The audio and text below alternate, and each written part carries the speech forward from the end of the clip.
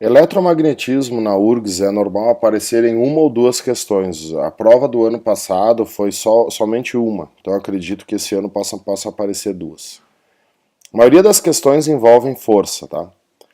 A força magnética sobre cargas móveis é o famosíssimo bem-vindo, querido seno do ângulo.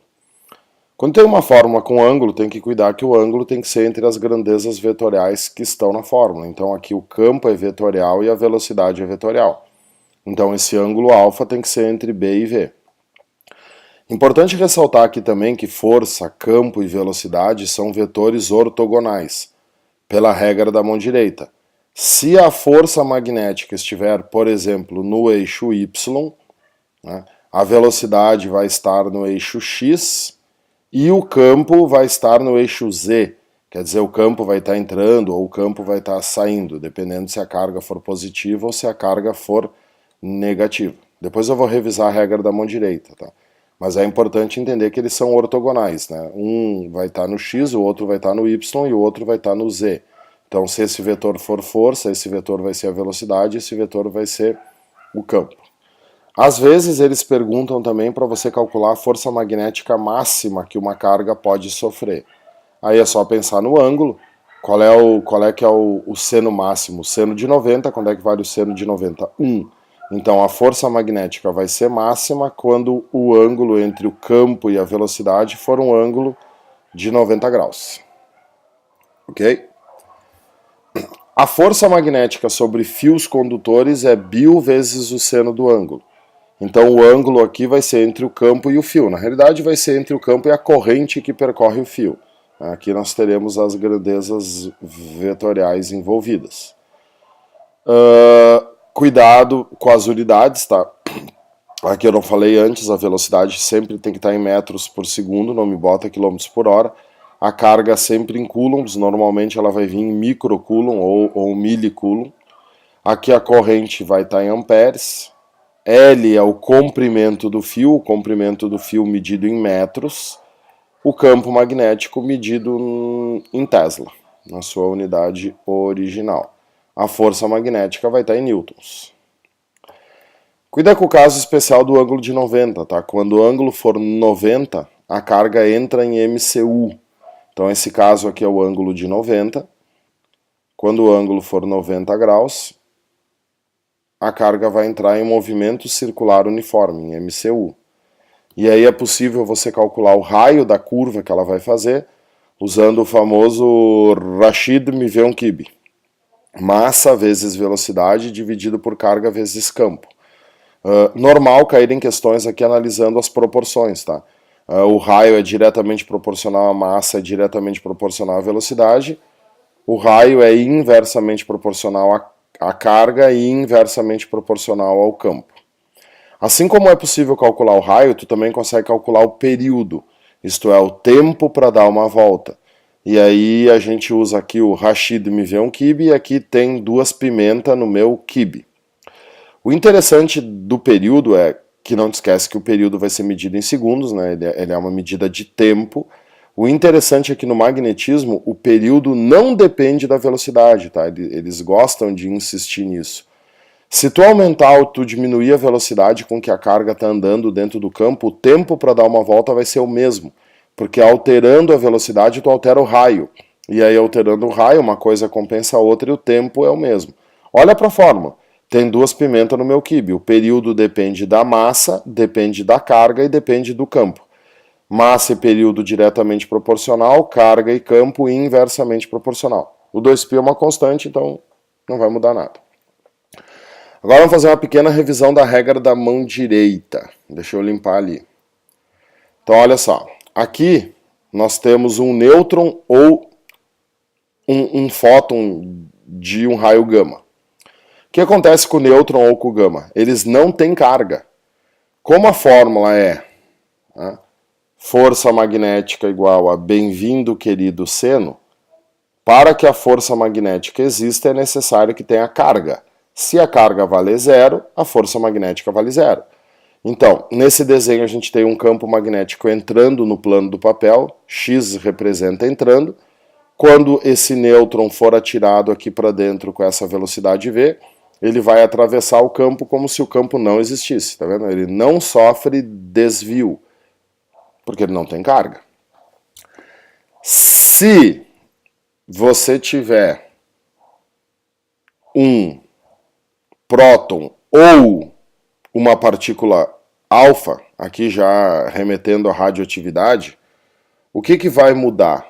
Então, aqui continua sendo a velocidade dessas partículas, força magnética continua sendo bem-vindo, querido seno, e aí o que nós temos? Uma situação de força máxima, porque o ângulo entre a velocidade e o campo é um ângulo de 90, o campo está entrando e a velocidade é para cima.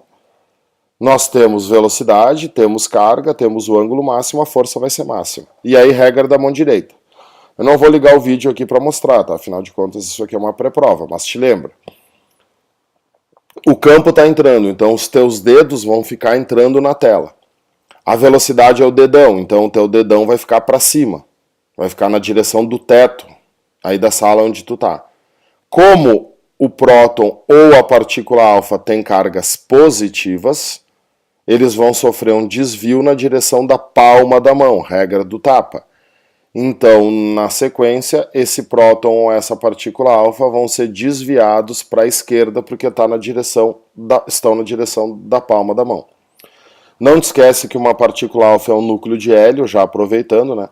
A partícula alfa é feita de 2 prótons e de 2 nêutrons. Então a partícula alfa possui um número atômico 2, porque ela tem 2 prótons, e um número de massa 4, por causa dos 2 prótons e dos 2 nêutrons. Depois a gente tem o mesmo campo entrando, só que a gente vai jogar aqui um elétron ou uma partícula beta. A partícula beta, levando o mesmo raciocínio, ela é também chamada de elétron nuclear. A partícula beta tem um número atômico menos 1 e um número de massa 0. Ela é negativa, ela se comporta, ela tem um comportamento semelhante ao comportamento do elétron. Novamente, o ângulo entre a velocidade e o campo é um ângulo de 90 graus. Então nós temos uma situação de força magnética máxima. O campo novamente está entrando, então bota os teus dedos entrando na tela, o teu dedão virado para o teto da sala. Como a velocidade está vindo aqui quando tu lançar, partícula negativa, costas da mão. As costas da mão estão viradas para a direita. Então esse elétron ou essa partícula beta vai sofrer um desvio para a direita. Outro cuidado que eu queria que tu observasse aqui, que eles cobram isso, tá? Voltando à tela. Aqui, ó. Observa que eu fiz uma regra diferente, né? Fiz um desvio diferente, tá vendo? Ó? O próton ou a partícula alfa, elas sofrem menos desvio do que o elétron ou a partícula beta, tá vendo? Ó? O desvio do elétron da partícula beta é mais acentuado. Por quê? Por causa daquela fórmula do raio da curva. Né? Rashid Miveon-Kibbe. O que está mudando aqui? A massa. Como o próton ou a partícula alfa tem mais massa, elas vão sofrer uma curva de raio menor, né? Uma curva de raio maior, desculpe, elas vão sofrer menos desvio.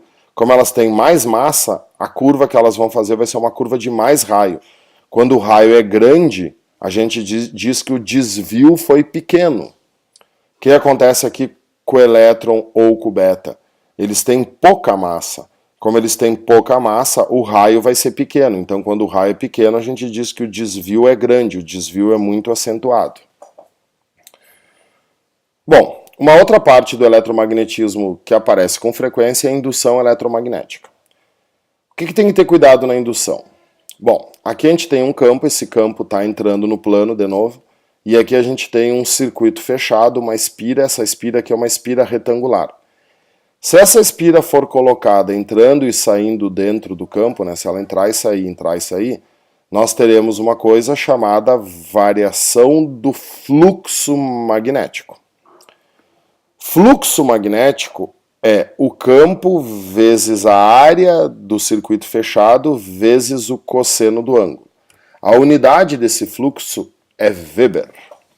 Então, Essa fórmula estipula que tem 3 maneiras de variar o fluxo, ou varia campo, ou varia área, ou varia o ângulo, que é quando a espira gira, que é o que acontece nas usinas hidrelétricas, nas termoelétricas.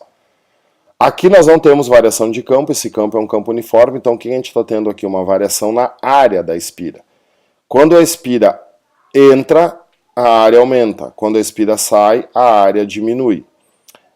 Essa variação no fluxo vai produzir uma corrente induzida nesse circuito, justamente porque é um circuito fechado. Como que a gente vai fazer, então, o sentido dessa corrente? Então, olha só, o sentido da corrente na entrada. A gente tem que se lembrar de como fazer esse desenho aqui, né? Transformar aqui que eu ensinei para vocês em aula. Transforma qualquer desenho que tu encontrar num daqueles 4 desenhos da lei de Lenz. Quando a espira está entrando no campo, o fluxo está aumentando. Só que esse campo aqui é um campo entrando. Então, como o campo está entrando na espira, o fluxo está entrando na espira, o que nós temos aqui? Um polo norte. Então, o polo norte estipula que o fluxo esteja entrando na espira. Quando a espira está entrando, o fluxo está aumentando. Então, vamos tentar fazer aqui, ó, para ficar um movimento coordenado. Ali, ó, exatamente, ó. Essa espira estar entrando no campo é a mesma coisa do que o ímã estar se aproximando da espira. Quando o ímã se aproxima da espira, o que acontece? O fluxo aumenta. E aí, pela lei de Lenz, a espira tende a repor o fluxo que existe no seu interior. Isto é, a espira é do contra. Então, o que vai acontecer? Ela vai colocar aqui um polo norte, porque ela vai repelir a aproximação desse polo norte. Então, na entrada, a corrente vai ser no sentido anti-horário. Tá vendo aqui? Ó? Quando a espira coloca ali um polo norte, nós temos uma corrente induzida no sentido anti-horário. O que vai acontecer na saída, tá? Eu vou voltar aqui. Na saída, né, se o ímã está se aproximando, vou voltar aqui, ó. Deixa eu sincronizar de novo. Pan. Opa. Não deu pan nada. Agora. Ali, ó. O ímã se aproxima na entrada e se afasta na saída. Então, na entrada, a espira coloca um polo norte, como a gente acabou de ver, porque ela quer repelir a aproximação do norte. E aí a corrente fica no sentido anti-horário. Só que na saída vai ocorrer o movimento oposto, né? O que vai acontecer quando o ímã estiver subindo? O norte vai estar se afastando da espira. Quando o norte se afasta da espira, ela vai colocar aqui um polo sul, porque ela quer que o ímã retorne, e aí a corrente vai ser no sentido horário. Então, nessa espira aqui nós vamos ter uma corrente anti-horária no momento que ela entra e uma corrente horária no momento que ela sai. A corrente do magnetismo é uma corrente alternada. Outra coisa importante é, se surgiu corrente nesse circuito fechado, é porque antes disso existia uma força eletromotriz induzida. A força eletromotriz induzida é menos a variação de fluxo dividido pela variação do tempo. Essa fórmula traz uma conclusão importante para responder perguntas teóricas. A força eletromotriz induzida, que é medida em volts, isso aqui vem lá dos geradores, ela é inversamente proporcional, a força eletromotriz induzida é inversamente proporcional à variação do tempo. Então o que acontece? Quanto mais rápido essa espira se movimentar para dentro e para fora do campo, maior vai ser a voltagem induzida nesse circuito fechado. Consequentemente, maior vai ser o valor da corrente. Se a URGS te pedisse para calcular a corrente nesse circuito fechado, o que ele teria que te fornecer? A resistência desse circuito, e aí tu usaria o velho e bom URI. Nessa fórmula aqui, com a variação do tempo, tu calcularia a voltagem nesse circuito, e aí com a voltagem usando o URI, você vai conseguir calcular a corrente nesse circuito fechado. Outra coisa importante são as unidades, tá? A variação de fluxo é Weber e a variação de tempo é segundo. Weber dividido por segundo é volt. Tem uma questão da prova de 2011 da URGS que tu não conseguia resolver o exercício se tu não te lembrasse que Weber dividido por segundo é volt. Muito bem. Então aí nós temos a nossa revisão de eletromagnetismo. Só falta então física moderna para a gente terminar o nosso esquema.